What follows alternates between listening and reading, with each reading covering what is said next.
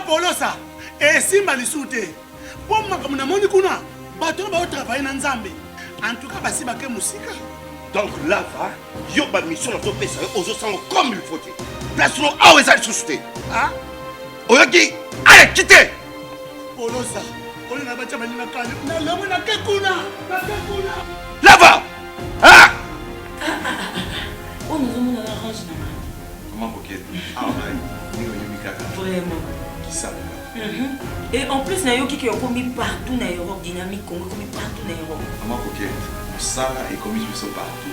Tout comme en Suède, tout comme à Paris, tout comme à Lille, tout comme à Bruxelles. Et puis, base la mission est toujours Londres, Angleterre.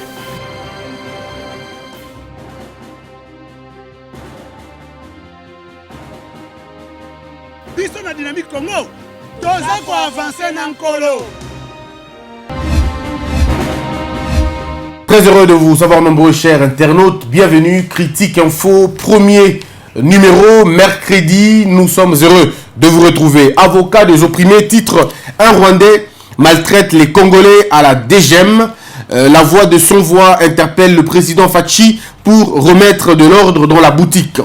Le chef de l'État fournit quelques renseignements au président de la Cour constitutionnelle. Les juges qui seront coupables vont être sanctionnés. 2 condamnations, 5 acquittements dans l'affaire du viol collectif d'une élève de 13 ans. Et la victime avait tenté de se suicider après avoir été violée. Mesdames, mesdemoiselles et messieurs, c'est de ça qu'on va parler. Aujourd'hui, nous allons parler d'abord de la lettre de Mbusa Nyamwisi. C'est vrai, bon, il y en a qui ne veulent pas en parler, mais on essaiera de discuter convenablement sur les 2 grandes hypothèses parce qu'il faudrait en parler. Le journaliste est appelé non pas à prendre forcément position d'un camp, mais plutôt à défendre la vérité, mais aussi l'objectivité. Ça veut dire, la vérité peut être d'un camp. Et lorsque vous la soutenez, le camp qui détient la vérité peut se réjouir en disant « tel est avec moi ». Et ceux qui ne sont pas dans cette vérité peuvent croire que vous n'êtes pas avec eux. En réalité, vous n'êtes ni pour l'un ni pour l'autre, mais vous êtes pour la vérité. Et l'objectivité nous envoie aussi à relativiser cette vérité-là. Parce que généralement, les gens parlent de la vérité, mais les gens ne nous disent pas exactement de quoi est fait la vérité. Les gens ne nous disent pas qu'est-ce qui constitue la vérité. Est-ce des menteurs peuvent réclamer la vérité? Est-ce la vérité peut être l'apanage des menteurs? Mais attention, dans certaines conditions, les menteurs sont dans la vérité.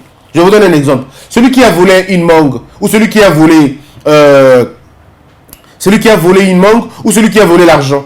N'est-ce pas qu'ils ont volé? Et s'ils disent qu'ils ont volé, n'est-ce pas qu'ils ont dit la vérité? Mais ça ne fait pas d'eux des gens bien. Ils restent des voleurs, mais qui disent la vérité. Donc il y a des gens qui sont à un moment donné des voleurs, mais qui crient à la vérité. Et on croit qu'ils sont aujourd'hui véridiques. On croit qu'ils sont aujourd'hui porteurs des valeurs, tout simplement parce qu'ils crient vérité. En fait, le fait de crier vérité, cela ne fait pas de vous un saint. Ils ont tué le Christ. C'était la vérité. Christ était mort. Il avait tué. Mais c'était des criminels. En fait, en réalité, nous ne voulons pas creuser profond pour savoir c'est quoi en fait la vérité, d'où elle vient la vérité et qui peut parler de la vérité. La vérité, elle est universelle. La vérité n'est pas relative. La vérité, elle est universelle. C'est ce qui devrait être fait. Moi, je pense simplement, mesdames, mesdemoiselles et messieurs, nous devons crever l'abcès, dire la vérité aux Congolais, se regarder dans les yeux et dire, nous pouvons ne pas nous aimer, mais que la vérité ne nous divise pas. Et même alors, si la vérité nous divise, ça ne sera pas la faute à la vérité. Ça ne sera pas la faute de la vérité. Ça sera la faute du mensonge. Parce que la vérité ne vient que corriger là où le mensonge a régné en maître pendant très longtemps. Et l'histoire est toujours bien. L'histoire est toujours la plus belle juge qui puisse exister parce qu'elle finit par remettre les choses à leur endroit, à leurs bons endroits. Et les sentiments de frustration, le sentiment de haine, le sentiment de méchanceté provoqués par le gros mensonge, ne vous en faites pas. L'heure de la vérité, quand elle sonne, eh bien, toutes ces choses tombent comme un château de cartes. Donc, le premier sujet d'aujourd'hui, nous parlerons de la prophétie qui se réalise. La Mouka, c'est fini. Deuxième thème, on parlera d'une fille violée, les bourreaux acquittés et chèque d'une éducation nationale. On en parlera, cette histoire, j'en parlerai. Et puis, la troisième partie, nous allons parler de la balkanisation en cours. Le fou, quelques fous katangais appellent à la sécession. Et je vous expliquerai pourquoi on les appelle des fous.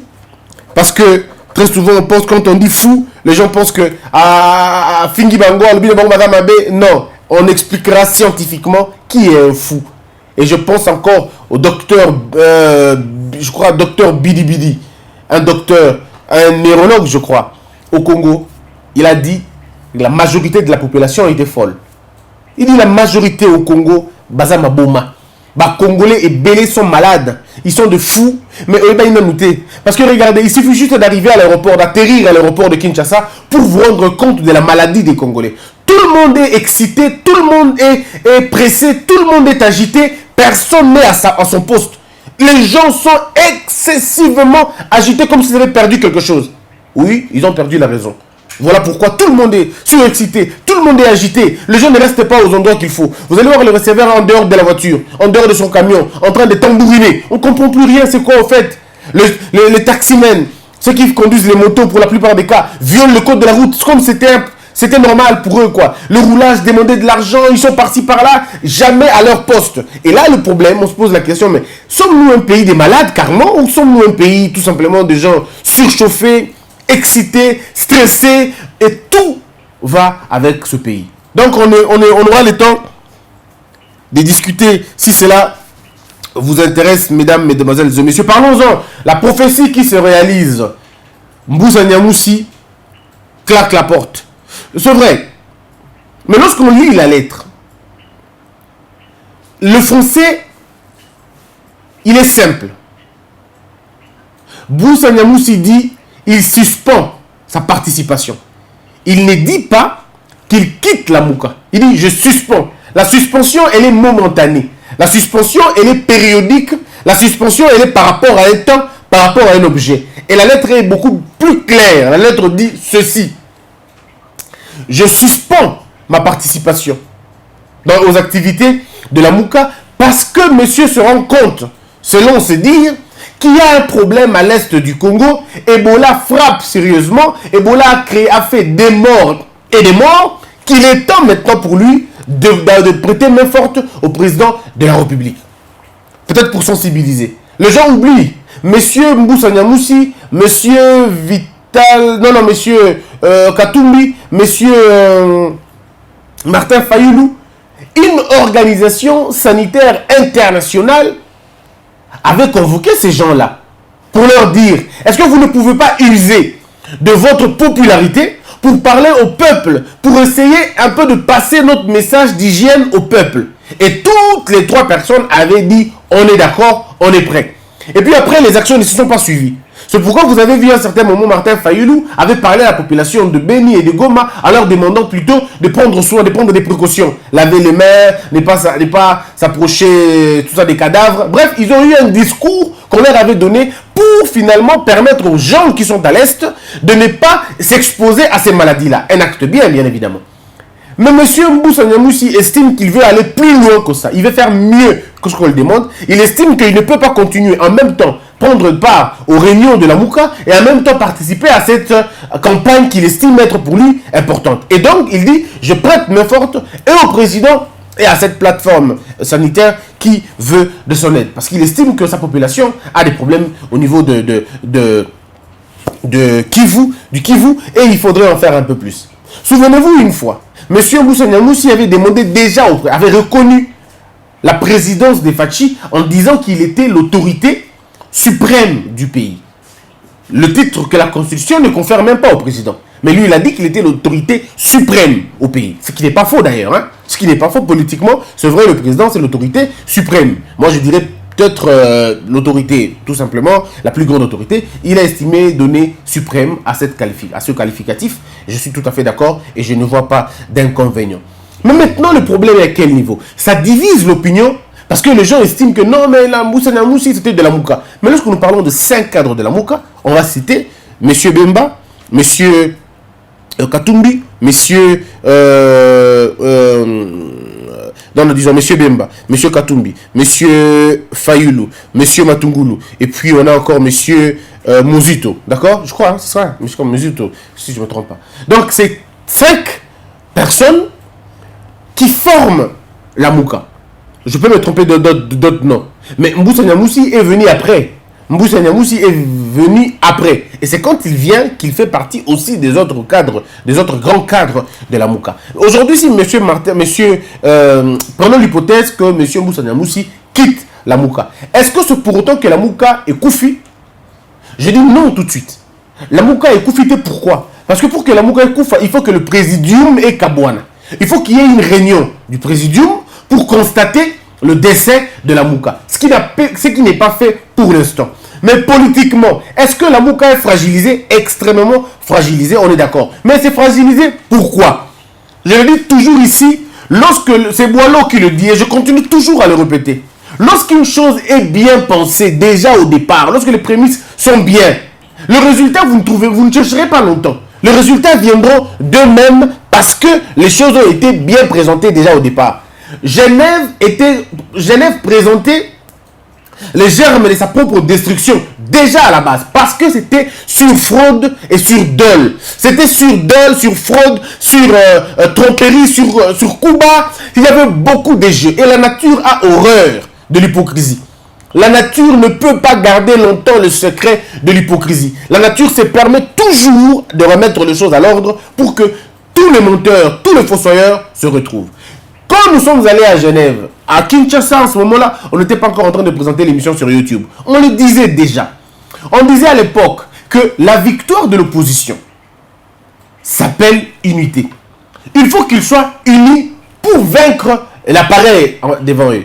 S'ils ne sont pas unis, ils ne vaincront pas l'oppresseur. L'oppresseur va le contrôler. Et quand ils sont allés dans ces chemins-là, quand ils ont pris le chemin de Martin Fayulu va ailleurs, va de son côté, M. Tshisekedi va de son côté, c'est qu'ils ne savaient pas, ils avaient offert à M. Kabila la possibilité de jouer calmement son jeu. C'était quoi le jeu de M. Kabila? Effectivement, c'est le même. Le jeu, c'était quoi? On peut perdre la présidence, on va faire un peu de la pression. Mais si l'écart est trop grand, on va laisser celui qui gagne passer. Mais nous allons maintenant maximiser nos chances au niveau de la Cour constitutionnelle. Et on le fera à 2 temps. Le premier temps sera une proclamation, le deuxième temps sera la Cour constitutionnelle. Le professeur Mbata l'avait bien expliqué plusieurs fois d'ailleurs, le triangle du glissement. C'était bien placé, bien calculé. Et ceux du FCC lisaient l'opposition. Ils savaient que ces gens auront du mal à s'entendre. Et dans une affaire où il y a M. Bemba et M. Félix Tshisekedi, permettez-moi de vous le dire, les deux personnes ne s'entendent pas. Vous pouvez aujourd'hui dire, bon Christian, tu n'as jamais dit ça, mais là tu vas très fort. Mesdames et messieurs, laissez-moi vous dire, la guerre entre le MLC et l'UDPS, c'est une guerre presque éternelle. En tout cas, je peux vous garantir, presque éternelle. Pour M. Bemba, l'UDPS n'est pas un parti de paix, n'est pas un parti de reconstruction, n'est pas un parti de développement. Pour M. Bemba, M. Tshisekedi n'était pas cet opposant-là qu'il fallait et tout. Non. C'était simplement un opposant, pour lui, un opportuniste. Et M. Bemba a eu le temps de le dire plus d'une fois pour faire comprendre aux Congolais que M. Tshisekedi n'était pas la personne qu'il fallait pour le Congo. Il ne le pardonnera jamais. Pour 2006, si M. Tshisekedi était avec M. Bemba en 2006, peut-être que ça allait changer la donne, selon la philosophie de M. Bemba. C'est ainsi que M. Bemba a aussi refusé de l'appuyer en 2011. Et donc, cette guerre qui était entre père et fils, ça veut dire Étienne et M. Bemba, a été finalement hérité par M. Félix Tshisekedi. Et donc, M. Bemba et M. Félix Tshisekedi, ce n'est vraiment pas une histoire de cœur. C'est genre, je t'aime, moi non plus. C'est des types qui ne s'entendent peut-être pas. Regardez, M. Bemba a tapé 10 ans en prison. Jamais alors, jamais, M. Félix est allé le rencontrer en prison. Jamais. Même pour aller le rencontrer, pour le saluer, jamais. Parce que c'était déjà des gens qui se regardaient un peu en froid depuis très longtemps. Vous allez vous rendre compte que M. Etienne Tshisekedi tombe, il meurt. Mais M. Bemba ne vient pas. Et s'il dit, je ne sais pas si vous vous rappelez des mots, ou si vous vous rappelez d'un tweet que M. Bemba fait à l'honneur, pour rendre hommage à Etienne Tshisekedi, moi je ne m'en souviens pas. Mais si vous l'avez, regardez les mots, lisez les mots, vous allez vous rendre compte vous-même que, en tout cas, c'est vraiment pas un truc je t'aime, non. C'est vraiment un truc, bon, fais ta vie de ton côté, moi aussi. Vous avez même entendu une vidéo circuler sur M. Bemba et M. Félix Tshisekedi, une vidéo qui disait, je vais mettre ça au conditionnel, qui disait, bah, Louba va pouvoir te. Si vous avez entendu, bon, ceux qui étaient à Genève savent ce que je dis. La vidéo a circulé. Bon, et puis tout le monde sait. De toute façon, mon propos n'est pas à ce point. Mais simplement pour vous montrer déjà qu'il y avait un petit problème, un couac, déjà au départ. Déjà au niveau des gens qui ne s'entendaient pas du tout. Genève n'allait pas toujours marcher parce que pour tous les membres de la Mouka, Vital Kamerhe, c'était quelqu'un de pas bien. Vital Kamerhe, c'était quelqu'un de pas bien déjà. Et dans le passé, vous pouvez voir le conflit qui a opposé Martin Fayulu et M. Matungulu. Je ne suis pas en train d'inventer les choses, ce sont des choses que tout le monde connaît. Donc c'était finalement une réunion d'hypocrites. Une réunion de tu m'as fait du mal, moi aussi je t'ai fait du mal. Une réunion de gens qui s'attendaient pour s'attendre sur un moment donné comme ça, baisser garde, va frapper. Donc ça n'allait vraiment pas marcher. Déjà au départ, c'était des gens qui ne s'entendaient pas du tout. M. Bemba et M. Katumbi ne pouvaient pas s'entendre, surtout jamais pendant très longtemps, parce que personne n'allait vouloir rentrer dans le leadership de l'autre. M. Bemba, quand il revient au Congo, il n'attend pas les autres pour postuler, il postule d'abord, et puis il attend les autres plus tard. Pourtant, c'était en contradiction de ce qu'il a promis aux gens. Quand il a été acquitté, il a dit aux Congolais, il a dit à ses amis, entendons-nous, mettons-nous ensemble, décidons sur un candidat commun. Mais quand il va postuler comme président de la République, il ne demande pas à ses compères, il va directement le faire. Voyez-vous? Donc, je crois qu'il y avait un problème. Et M. Kabila le savait. M. Kabila savait, le FCC savait que les Genève ne sera qu'un château de carton. Il savait que ça sera simplement une réunion de gens qui ne vont pas s'entendre et ça ne marchera jamais. Et donc, allons dans le deux camps. Et maintenant, quand ils sont partis à deux, on savait tous aussi que l'opposition allait gagner. Par rapport au bilan de M. Kabila, on savait que l'opposition allait gagner. Mais les gens avaient perdu de vue. Et moi, je crois que, je n'ai plus parlé de moi, j'avais dit, parce que ça, de toute façon, ça ne sert absolument à rien. Mais seulement ici, c'était prévisible que l'opposition n'avait pas joué pour gagner les législatives. L'opposition n'avait pas joué pour gagner le provincial. Regardez aux États-Unis, en France ou dans certains pays. Lorsque le président veut que son équipe gagne, on a vu Macron avec ses députés. On a vu Macron présenter seul ses députés. Mais est-ce que vous avez vu M. Félix Tshisekedi présenter les candidats de l'UDPS? Ou quel est ce candidat de l'UDPS, candidat député national, qui a eu M. Félix Tshisekedi sur sa podium en train de battre campagne pour lui? Personne. Qui a vu? Quel est le candidat de la Mouka que M. Fayulu a accompagné personnellement? Il n'y en a pas. Déjà même que M. Bemba, M. Katumbi et aucun membre de la Mouka, sinon du présidium, n'a accompagné Martin Fayulu partout où il était, en dehors de M. Mozito. Bon, on dit que c'est son trésorier. Vous vous rendez compte? Ça veut dire qu'on a ici joué un très mauvais jeu pour permettre à M. Kabila d'asseoir sa majorité parlementaire sans qu'on le contrôle. Parce que si les deux étaient unis au départ, ces deux-là allaient faire une force énorme et au niveau de l'opposition, disons au niveau de la majorité, au niveau du Sénat et de l'Assemblée nationale, l'autre camp n'allait pas avoir le mécanisme de tricherie. Ça n'allait pas être possible parce que ils seraient unis et ils auraient développé notre plan pour finalement bloquer notre système. Mais ça n'a pas marché. Mais est-ce que c'est pour autant que c'était déjà perdu en avance? Non, pas perdu en avance. Regardez. Félix Tshisekedi devient président de la République et lors de son investiture, il demande à M. Fayulu de l'aider. Il appelle carrément. Il dit viens, on va aider le pays. En fait, dans cet appel, moi j'avais entendu une sorte de malaise. J'avais entendu une sorte d'inquiétude et de peur dans le chef du président de la République qui disait les enjeux sont beaucoup plus grands. En fait, ce que je me faisais à l'esprit comme opposition, ici je me rends compte que le trou est beaucoup plus profond qu'on le croyait. Peut-être que quand on est à l'opposition, on pense que le Congo est plongé à 15 mètres. Mais quand on est dans la gestion, on se rend compte qu'il ne s'agit pas des mètres, il s'agit des kilomètres. Et là, le président de la République se rend compte que non, seul, je ne pourrai pas m'en sortir. Malgré la force de l'UDPS, c'est pratiquement impossible que j'arrive à démanteler cette mastodonte. C'est pas possible. Et donc, il faut quoi? Il faut faire un appel aux autres. À l'époque, la Mouka a près de 100 députés proclamés, s'il vous plaît. 100 députés proclamés par la CENI. Vous imaginez? À l'époque, M. Félix Tshisekedi, il y avait une histoire de, je sais pas moi, et le cash, ils avaient quelque chose de 20 ou quelque chose comme ça. Ce qui fait que, si les deux, c'était déjà entendu au départ, sur Martin Fayulu, je suis dans l'hypothèse que M. Martin Fayulu avait accepté de dire, bon, d'accord, bon, je suis dans la logique de M. Martin. Bon, on m'a volé mes voix, on m'a volé la présidence, mais on ne m'a pas volé l'amour du Congo. On ne m'a pas volé le Congo, on n'a pas volé la RDC, on a juste volé la gouvernance. Qu'est-ce qu'il faut que je fasse? Il m'a appelé. S'il était vraiment dans le camp, s'il était vraiment dans, je dirais, nommé par l'autre camp, il ne m'aurait pas appelé, il pourrait faire fi. Combien de fois M. Joseph Kabila a omis le nom de Mobutu dans un de ses discours? Combien de fois? Où monsieur a rayé 32 ans de l'histoire parce qu'il le voulait. Vous pensez que monsieur Félix était contraint de citer le nom de Martin Fayulu dans un discours? Il ne pouvait pas. Il n'avait pas besoin. Dans les discours d'investiture de Joseph Kabila en 2011, est-ce qu'il a cité le nom de qui? A-t-il cité le nom de Tshisekedi? Non. En 2011, a-t-il cité le nom de Tshisekedi? Non plus. Donc, ce n'était pas obligé que Félix Tshisekedi cite le nom de Fayulu. Non, pas du tout. Ce n'était pas obligé. Il pouvait s'en passer. Mais quand s'il l'a fait, c'est parce qu'il estimait que le problème était beaucoup plus dangereux, qu'il fallait que l'autre, son frère, intègre le régime. Et vous allez voir, les 2 premiers mois, M. Félix Tshisekedi n'a fait que demander à Martin Fayulu de le rejoindre. Plusieurs fois. Aux États-Unis, il le fait. À Kinshasa, il le fait. Partout, il le fait.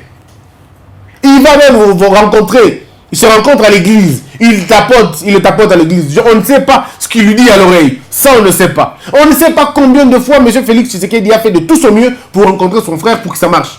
Mais l'autre corps a dit non. Moi, je ne condamne pas Martin Fayulu. En tout cas, pas du tout. Il garde ses principes. Il pense que M. Félix Tshisekedi est un tricheur. M. Félix Tshisekedi est un nommé. C'est une marionnette. C'est un effet placebo. Bien, il a tous les qualificatifs possibles pour dire que je ne peux pas travailler avec lui. S'il est dans la vérité de fait, s'il est dans la vérité et qu'il croit au fond de lui qu'il a été élu, alors moi je l'encourage. Je me dis, bon, pourquoi tu vas travailler avec un fossoyeur? Je suis d'accord avec lui. Mais quand il s'agit de régler les questions du Congo, quand il s'agit de régler les difficultés du pays, par moment, on se débarrasse un peu. On se dit, bon, d'accord, de toutes les façons, je fais rien. C'est comme un enfant. C'est comme vous êtes en famille et la maison brûle. Est-ce que vous allez d'abord chercher à savoir qui a brûlé la maison? Non. Le premier réflexe, c'est d'abord éteindre le feu dans la maison. Et après, vous allez établir les responsabilités après. C'est maintenant que nous devons le faire. Monsieur Martin Fayulu, à mon avis, devrait avaler un peu de ses raisons et de ses droits pour essayer de dire, bon, quel est l'ennemi commun? Qui est l'ennemi commun du Congo? L'ennemi commun du Congo, nous le connaissons. Nous connaissons là où il vit, nous connaissons qu'est-ce qu'il fait. Nous connaissons ses forces, nous connaissons son incapacité. Donc, la faiblesse de notre ennemi, c'est la haine que le peuple a contre eux. Ça veut dire, si nous mettons un feu contre eux, le peuple sera avec nous, d'office. Ça sera automatique, parce que ce peuple en a marre. Aucune personne sous le soleil, aucun Congolais, même le plus fou, ne pourra jamais aider, il ne pourra jamais prêter main forte à un régime qui a travaillé pour sa destruction et pour son aboutissement. En fait, personne ne voudra accepter de travailler pour d'aider quelqu'un qui m'a rendu pauvre.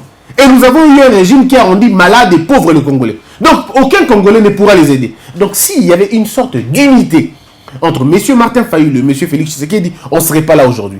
Qu'est-ce qui n'allait pas être fait? Cette histoire de cour constitutionnelle n'allait pas exister. En fait, la théâtralisation de la justice n'allait pas exister. Ces députés ne seraient pas révoqués. Non, pas du tout. Ils ne seraient pas révoqués. Pourquoi sont-ils révoqués aujourd'hui? Tout simplement, ceux du FCC profitent de la guerre entre Lamuka et Kash. Ils savent que si nous révoquons, si nous faisons un effort d'invalider le juge de Lamuka, pardon, le député de Lamuka, il est fort possible que le président n'en parle pas. Il est fort possible parce que de toute façon, ces gens-là le cherchent aussi. Et donc, la situation se présente comme M. Kabila et M. Félix sont obligés de se mettre ensemble pour contrecarrer le plan de Lamuka. Or, Lamuka, dans sa vision intelligente, ce n'est pas Félix qu'il vise. Dans sa vision intelligente, c'est plutôt le FCC qu'il vise. Mais il s'est fait que, dans leur forme de discussion, c'est Félix Tshisekedi qui doit partir. Or, lorsque vous attaquez Félix Tshisekedi, vous le fragilisez pour aider votre action. Parce que lorsque vous allez attaquer Kabila, Félix Tshisekedi sera obligé d'intervenir. Alors, obligé d'intervenir parce que votre prochaine étape, ça sera lui. Et n'importe qui, dans n'importe quelle situation, agirait de la même façon. Agirait de la même façon. Le pouvoir, quand on l'a, on ne le lâche plus. Peu importe la manière dont on l'a eu. Ça, je ne suis pas dans l'église, je suis dans le fait, dans la réalité de fait. Le pouvoir, quand on l'a, peu importe la manière dont on l'a eu, on l'exerce. Et quand on veut l'exercer, on s'oppose à tout celui qui veut nous mettre mal à l'aise. Mobutu, en 65, quand il prend le pouvoir, il ne le prend pas constitutionnellement, il ne le prend pas normalement. Il les prend en disant aux gens, bon, comme vous ne vous entendez pas, donnez-moi, je vais gérer et je vous rendrai le pouvoir 5 ans après. À 5 ans, c'était 32 ans. Hein. savez, et bien, toutes les guerres ont commencé contre lui. Tous les procès ont commencé contre lui. La fin de compte, c'est la maladie qui a eu raison de lui. Et il est parti de cette façon-là. Je crois humblement, mesdames et messieurs, que ce pays mérite mieux que nos débats futiles et nos débats parfois inutiles que nous avons. Le départ de monsieur Mbusa Nyamoussi va encore plus loin, jeter la Mouka, jeter encore un peu de discrédit dans la Mouka. Simplement pour une simple raison. C'est que lorsque vous avez monsieur Mbusa Nyamoussi, lorsque vous avez monsieur Bemba, lorsque vous avez monsieur monsieur Katumbi et les autres, vous vous rendez compte que c'est des gens qui ont perdu beaucoup de temps dans une sorte d'incertitude entre opposition et vouloir gérer. Monsieur Mouzito se bat avec son bilan, avec un bilan négatif, on va le dire, hein, extrêmement négatif, quand il était Premier ministre. Vous avez monsieur Katumbi avec un bilan extrêmement mitigé, mais je dirais aussi négatif, parce que quand on a été gouverneur d'une province si riche comme la province du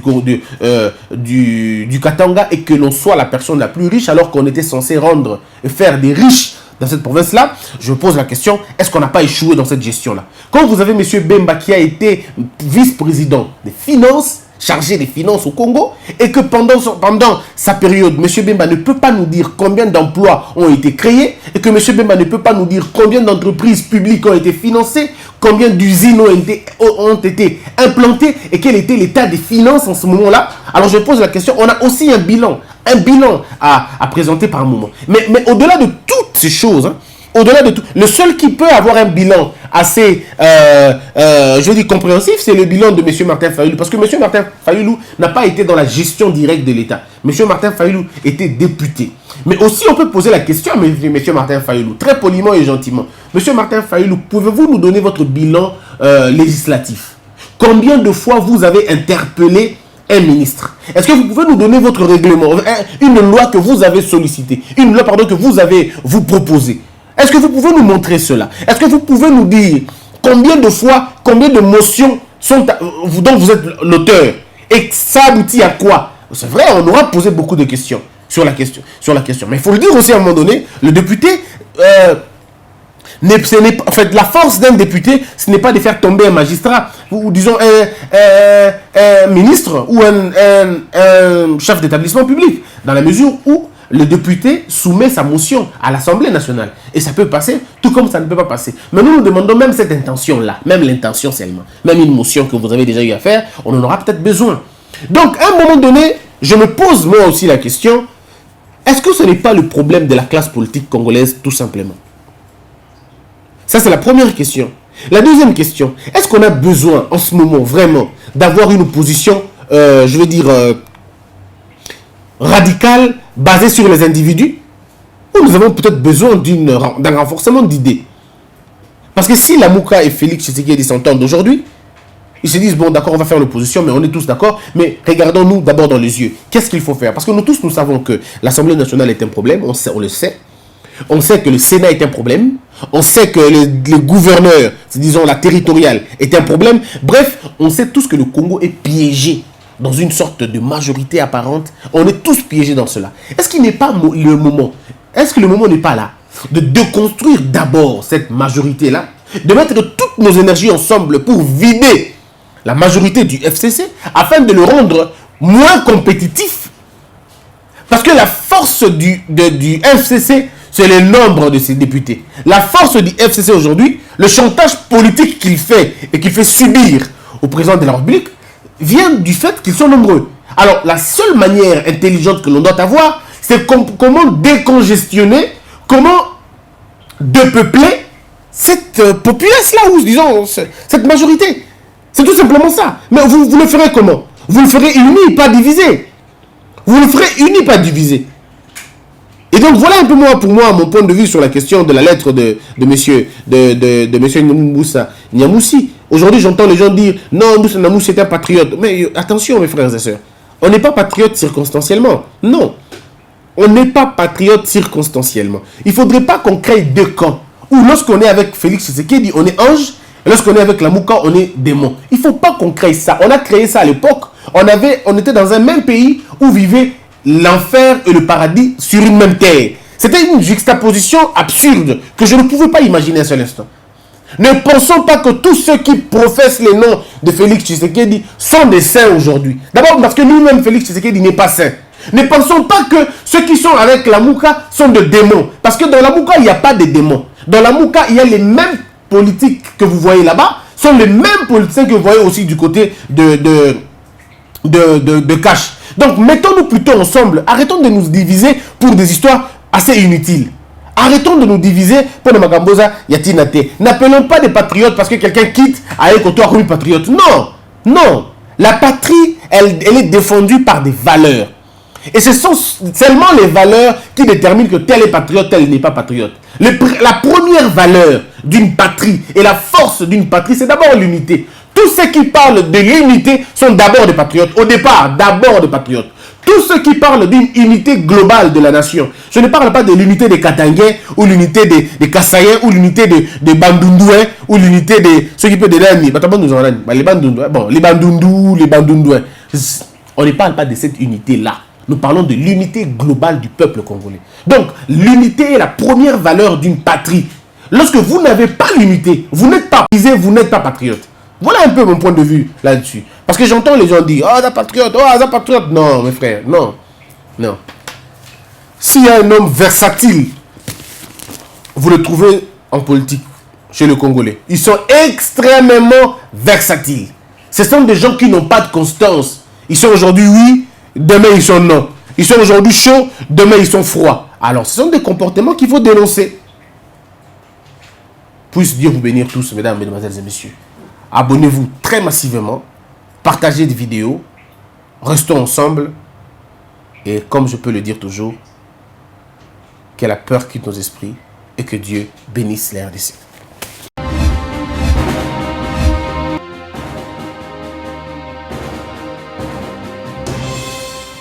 Patron na Polosa et Simba Lisute. Pour moi comme na moni kuna, patron ba travailler na Nzambe. En tout cas, basi bake musika. Donc là, va, yo ba mission na to pesa aux sango comme il faut. Place no awe za susute. Ah? Oyoki, allez quittez. Polosa, on na bacha bani na kanya. Na lomo na kekuna, na kekuna. Là va. Ah! Oh, nous avons la range na main. Comment coquette? Ah, Vraiment. qui savent.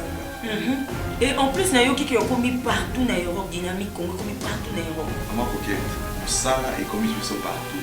Tout comme la Suède, tout comme à Paris, tout comme à Lille, tout comme à Bruxelles. Et puis, base la mission est toujours Londres, Angleterre.